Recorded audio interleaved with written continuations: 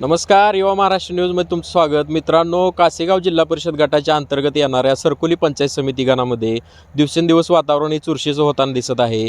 अगदी 2च दिवसात मतदान होणार आहे आणि त्याच पार्श्वभूमीवर आपण नक्की सरकोली पंचायत समिती गणामध्ये कुणाचं पारडं जड आहे ह्याविषयी आज आपण चर्चा करणार आहोत. तर मित्रांनो, सरकोली पंचायत समिती गणामध्ये एका बाजूला तीर्थक्षेत्र विकास आघाडीकडून प्रियंका श्रीकांत जाधव, दुसऱ्या बाजूला भारतीय जनता पक्षाकडून अर्चना कराळे आणि राष्ट्रवादी काँग्रेस पक्षाकडून वर्षा भोसले अशी तिरंगी लढत सध्या होताना दिसत आहे.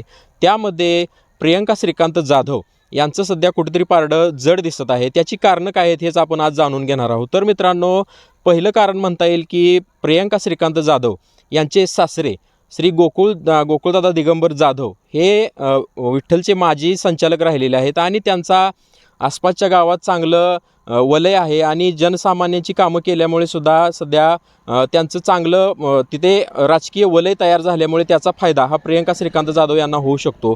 आणि विकास सेवा सोसायटीच्या माध्यमातून केलेली कामं ही सुद्धा प्रियंका श्रीकांत जाधव यांच्या पत्त्यावर पडताना दिसू शकतात. आणि प्रियंका श्रीकांत जाधव यांचे पती श्रीकांत अर्जुन जाधव उर्फ बाबा सरपंच म्हणून ते सध्या पूर्ण ह्या पंचक्रोशीत प्रसिद्ध आहेत. आणि बाबा सरपंचांचं एक वैशिष्ट्य म्हणावं लागेल की त्यांनी 5 वर्षाच्या सरपंच पदाच्या काळात अगदी जनसामान्यांची कामं केलेली आहेत. त्या कुठल्या लोकांचा पक्ष, पार्टी, गट, तट वगैरे असं काहीसुद्धा बघितलं नसल्यामुळे त्यांनी अत्यंत प्रत्येकासोबत मैत्रीचं नातं ठेवल्यामुळं आता त्याचा फायदा हा त्यांना पंचायत समिती इलेक्शनमध्ये होणार अशी सुद्धा राजकीय विश्लेषकांमधून सध्या बोललं जात आहे.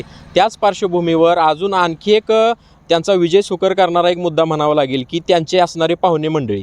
तर त्यांचे पाहुणे मंडळी सध्या सरकोली गावात असतील, ओजेवाडी असेल, रांजणी असेल, अगदी शिरगावपर्यंत असतील, अशा ह्या मुख्य गावात त्यांचे पाहुणे मंडळी आहेत. आणि त्या पाहुणे मंडळींमुळे सुद्धा श्रीकांत अर्जुन जाधव किंवा प्रियंका श्रीकांत जाधव यांचा सध्या विजय हा निश्चित मानला जात आहे. आणि दुसरा एक फॅक्टर अत्यंत महत्त्वाचा म्हणावा लागेल की श्रीकांत अर्जुन जाधव उर्फ बाबा सरपंच हे भारत नानांचे खंदे समर्थक होते आणि भगीरदादांचे सध्या कट्टर सहकारी आहेत. आणि त्याचमुळे भालके नावाचं वलय हा त्यांचा हा प्लस पॉईंट ठरू शकतो. आणि आता म्हणावं लागेल की तीर्थक्षेत्र विकास आघाडी.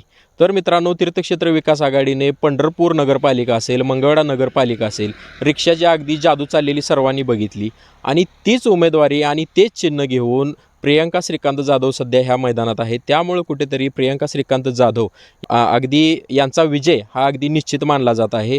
तर आणि बाबा सरपंचांचे सर्वपक्षीय मैत्री संबंध हे सुद्धा महत्त्वाचा फॅक्टर ठरू शकतात ह्या निवडणुकीमध्ये.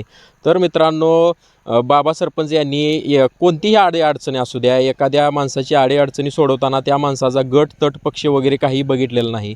त्यामुळे सुद्धा येत्या ह्या 8 ते 9 गावांमध्ये पंचायत समिती गणासाठी बाबा सरपंच यांचं पारडं जड असू शकतं. आणि का जड असू शकतं तर सर्वपक्षीय मैत्री संबंध असतील किंवा त्या मैत्रीपूर्ण संबंधामुळे बाबा सरपंचांचा पक्ष बघितला जाणार नाही, तो कोणाचा माणूस आहे हे बघितला जाणार नाही. त्यामुळे सुद्धा त्यांचं पारडं हे जड मानलं जात आहे. आणि येत्या निवडणुकीमध्ये त्यांचा मोठ्या फरकानं जर विजय झाला तर त्यात आश्चर्य वाटायला नको. थांबूया.